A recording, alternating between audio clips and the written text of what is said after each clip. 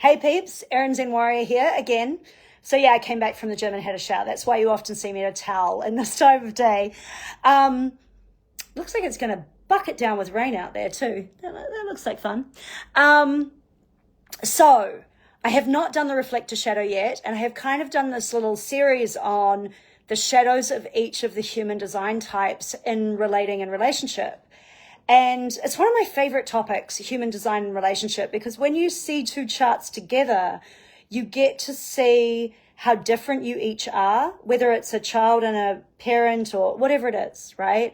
Two people relating together in romantic relationship, relating with siblings, etc. Like, we can just be so different. And I've actually seen two siblings that they had completely different profiles. And it's like, your profile, which is the fraction that comes in your human design, is such an indication of the way you're approaching the world. And they just had no resonance or alignment within that. And so it's like, you guys are just having a really, really different approach to life. And so you're always kind of going to disagree before you can align with anything. In a way, it's just like your viewpoint is just totally different. Even when there's similarities, that profile comes up as such a key indicator of how the person has been and is in just daily every interaction, whether they're playing into conditioning or not. And so that brings us to the reflector when we really talk about conditioning. The reflector is such a unique being, and we're talking less than 2% of the population, like just over 1%. So every 100 people, you're bumping into a reflector, in theory, right? And I have managed to interact and attempt to date reflectors and watch people interacting with their partners and stuff like that. And it's a really fascinating game. And my mother, actually, her first husband was a reflector. And my stepmother, my dad's second wife, was a reflector. And so I've had the luck of the draw of being able to observe these creatures a little bit more closely. And something I see with them, so their not self-theme is disappointment, and their self-theme or aligned theme is surprise. And knowing that when you're in relationship with them is really important, because when you're looking to help your partner up out of hell, you're looking to surprise them. And a reflector is a wisdom gatherer, and they generally have an area of wisdom that is really their thing. Right? So my sister's father, he is an electronic technician. He loves a gadget. He can fix anything.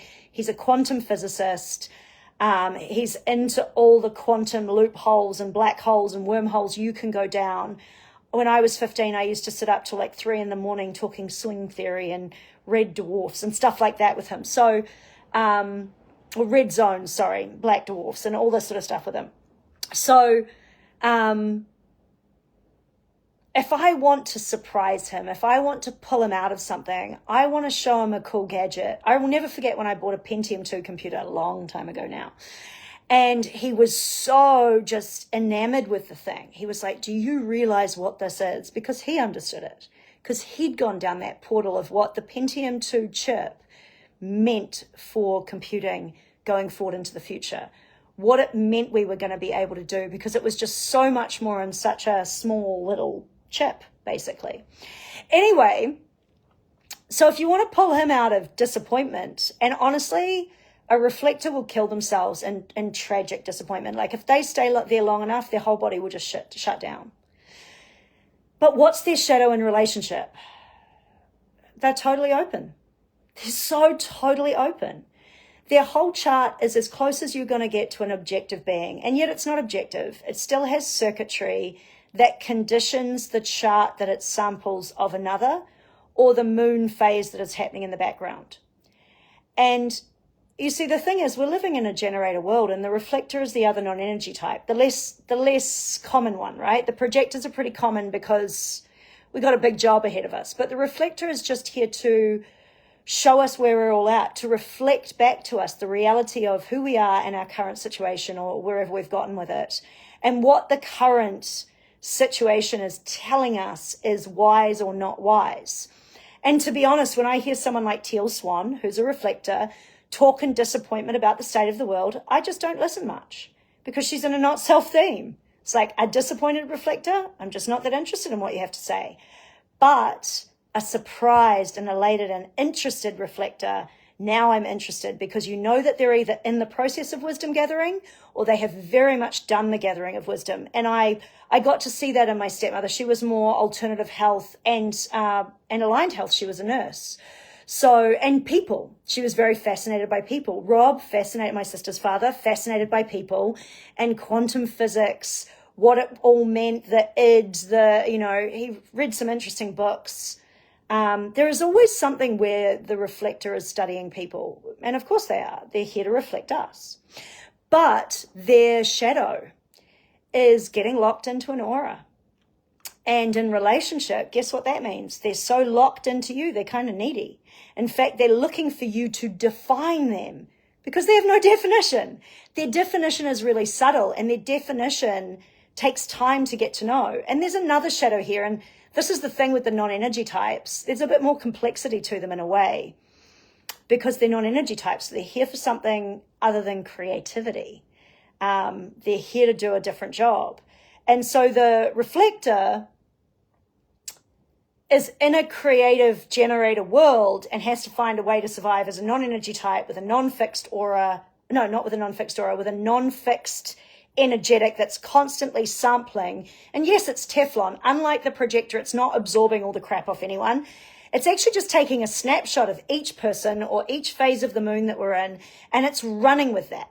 So to get to know a reflector, it's going to take you at least 30 days. And I would say it takes you longer than that. In 30 days, you're going to get to see a consistency in how they condition the things that they are sampling.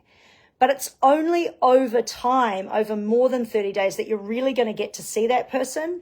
And of course, you're also going to get to see their conditioning. And here's the other trap to that, is that works both ways, because everything works both ways, right? So the reflector doesn't really give a shit about you if it meets you once. It's not enough for a reflector. It needs 30 days of wisdom, or 29 days, a full moon cycle, to gather wisdom about you, to decide whether you are for them or not. And before that, it doesn't really know, and it doesn't really care. Like if after 30 days you disappear, yeah, they'll be a little disappointed. But ultimately, they're used to that, especially by the time they've gotten to adulthood. Everything takes 30 days for them. And they take that first snapshot, and you are one shiny fucking individual. Your shadows are not accounted for. They're getting a snapshot of your mechanism and its potential, its possibility, what you could do with it. Reflectors have this joyous way of seeing what you truly are without all your conditioning, in a way, right? In a way, they get to see your full potential and see how magical you are. And that's what's amazing about looking in their eyes, is you get to see yourself without all the bullshit that you've attached to who you think you are. And what a gift if they will let you do that. And I've had that experience a few times in my life. My stepmother frickin' hated me, and yet she could still do that. I didn't bring water to this talk, and I'm going to start coughing in a minute because I'm a bit dry. So the shadow, though, is attachment to the other for the auric sample. And I have seen this a few times. And it's interesting, my sister's father, my mum's first husband, he doesn't seem to have this, but he is so deep in disappointment now. He is literally just waiting for death, which is sad. My stepmother was very addicted to my dad, to the point where when he died, she gave up and she fell deep into early onset Alzheimer's and just disappeared. And I think she kind of knew that she would lose her mind one day. I think her reflector aura gave her that insight, which is wild, because it was her biggest fear. And she spoke it long before we thought it was happening. Maybe it was already happening and she knew on some level. But the deep disappointment of my dad's death basically killed her in person on this planet long before she died. She lived another 30-something years just fading like that. And really in disappointment. She was disappointed with me. She was disappointed with life. She was bitterly disappointed with my dad, who stuck around for only a couple of years of their relationship before he was gone. So it's very sad to watch, because these are special creatures, rare creatures that provide us with something truly unique, almost objectivity, which none of us are capable of. But addicted to the aura of another, addicted to a sample that can make this life easier to run. Because who the fuck knows how to run an external authority? Who teaches you that? Wait 29 days before you commit to anything. Wait 29 days before you lock in. Understand that your disappointment is actually to do with how you are trying to live in your shadows, because everything they have is white. So they have to spend all this time going through all the not self themes of all 9 centers. What a life. What a karmic handshake. And of course, the reflector is either working for us or working for them, so to speak. It either works as a policeman for the matrix and looks at people like me and goes, shoot that motherfucker, it's dangerous. Or it's because it's here to set people free and it's here to work against the system. Or it is working for the system of our freedom. And if it doesn't know what it is, it probably doesn't know exactly what is good and what is ideal and what is preferred. And, you got to give it a chance. And that's where it's interesting, because watching people like Teal Swan as well, when she reports, she often advocates for the matrix. She often goes in there, and I don't think she realizes sometimes what she's doing. And that's interesting to me. I'm like, because there's a lot of clarity there and there's a lot of self-realization there. And then she'll say something and I'm like, oh, you are arguing for traditional gender roles. And I'm like, at some point you have to let go of looking for safety in the other. And that's quad right mechanics. That's futuristic viewpoint from a quad right, because I'm from the future, basically. So, and for the future, which is, thank God, coming next year. So, yeah, she very much argues a little bit for the left angle cross of planning, for the familial handshake, because that is the wisdom she's been gathering. That's what works in the world, the 400 years that we're about to leave. It will not work for the future. And why does she argue for that? Because she's a reflector. And in some ways, she works for the matrix. So the shadow of the reflector, the main one, is locking into an aura. And I've seen that where people become very black and white. They become very pure sacral. As reflectors, they knee-jerk a response. And I'm like, you're meant to listen, observe, research. Maybe through your research you have a response, but you're still collecting data, because you're always collecting data, because the moon is always in a phase. And I only just asked you, Now, in Teal Swan's case, she's a great example. She's spent many, many versions of the moon cycles gathering wisdom on how people function. And so she is a wisdom gathered expert on that, and she can answer you in this moment. But each question, each time as it is asked, is still new. And so every time she is asked a question by one of her practitioners, she will go through another 29 days. And that's kind of cool, right? Like, her wisdom is always being refined in her process. And so I look forward to seeing how she refines her reflection of where the world is at post 2027, February 15th, and give her a couple of years. I believe she's a couple of years younger than me. I really look forward to, and I think she might be a 6 line as well. So I really look forward to seeing where she gets to once she passes Chiron, and once she really gets into her cronehood as a 6 line, as a reflector, as someone who really is out there reflecting. I also look forward to seeing how her view of relationship transitions through this new phase that we're going into. But yeah, if you're dating a reflector, it's 29 days before you mean shit to them, because it's going to take them 29 days to really gather wisdom on you. It's 29 days before you get to see somewhat of how their conditioning within their chart works on other people's charts and other phases of the moon.